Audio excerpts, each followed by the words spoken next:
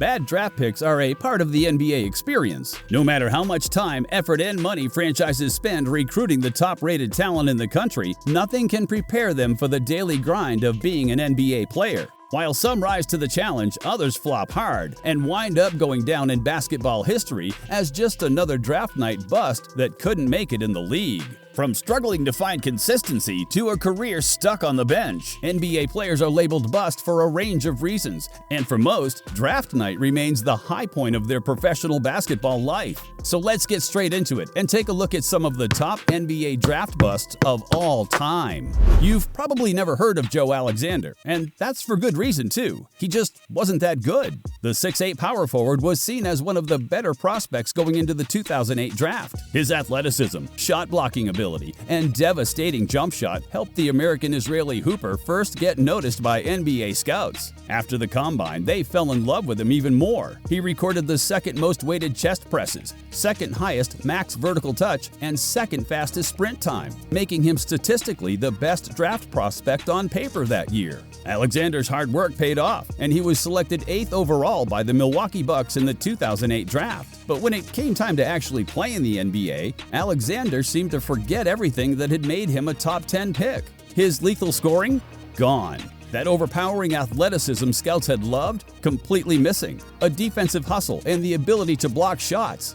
Not this year. He was worse than average. Joe Alexander couldn't perform. He averaged 4.7 points in his rookie season, which ultimately turned out to be a career high. And after being traded to Chicago and putting up even worse numbers, he got waived, never to play in the NBA again. From going 8th overall to retiring with a total 282 points and 30 rebounds, Joe Alexander's career in the NBA, if you can even call it that, just sucked, making the American power forward the first bust on our list.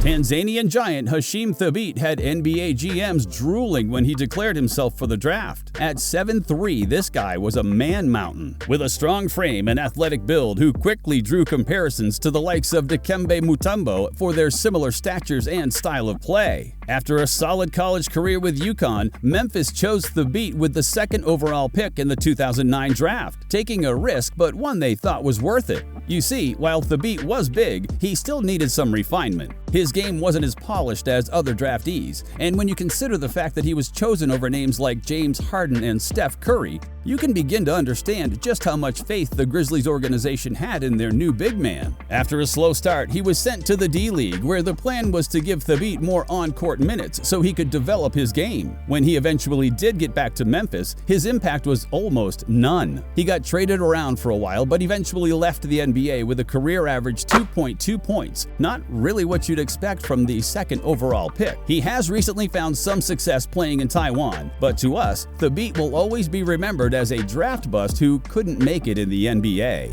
Perhaps the best-known draft bust in modern age, Anthony Bennett's descent into draft bust status is almost unbelievable. As the number 1 pick, Bennett was known league-wide as a high-value prospect that any organization would benefit from signing. Chosen by Cleveland, Bennett made history as the first Canadian to go number 1 in the draft. But unfortunately for the power forward, that would turn out to be the last record he'd break. Bennett struggled to make an impact on an admittedly weak Cavs team, giving fans mediocre performances night after night. It took Bennett 5 games to even score a point, and he missed his first 16 shots as a professional hooper, not the rookie season you'd hope. It took him 33 games to record double-digit points, and by the end of the season, the number 1 overall pick was only averaging 4.2 points and 3 rebounds a game. After just 1 season in Cleveland, Bennett was traded and sent to the NBA's Development League. The former number 1 pick now hoops in Taiwan, where he's making a noticeably bigger impact on his team's success.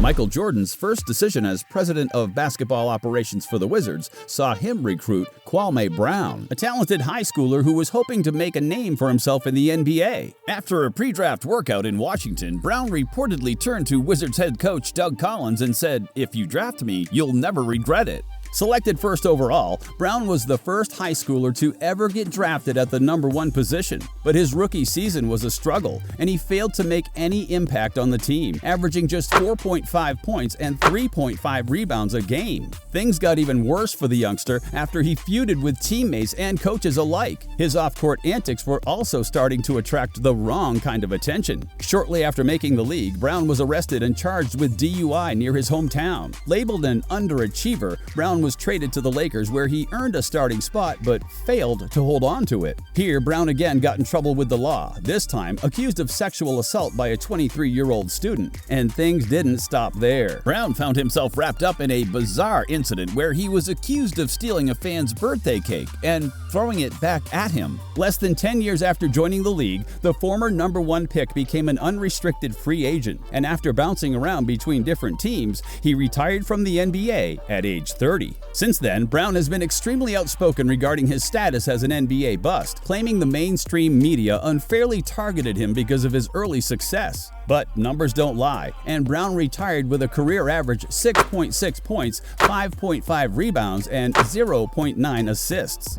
As the youngest ever foreign player to lace up for the NBA, Darko Milicic looked to be something special. As part of the iconic 2003 draft class, Milicic was selected at number 2, beating out future superstars like Carmelo Anthony, Chris Bosh, and Dwayne Wade. Standing 7 feet tall, Milicic joined an already successful Pistons side that had been to the NBA Finals the year before. As a result, Detroit really didn't have a place for the Serbian youngster, but took him in all the same. He saw limited playing time as a rookie and contributed very little to their NBA Finals return that season. He played less than 5 minutes throughout that entire series against the Lakers, but Detroit's victory made Milicic the youngest ever NBA champion at just 19 years old. His next 3 seasons in Detroit followed a similar pattern. Milicic only averaged 5.6 minutes of playing per game, and when he was allowed the ball, he struggled to make any impact. After his contract expired, he bounced around the league, frustrated and unable to find his form and playing time on any team. By the time he retired from the NBA in 2012, the former second overall pick had a career average of 6 points and 4.2 rebounds per game.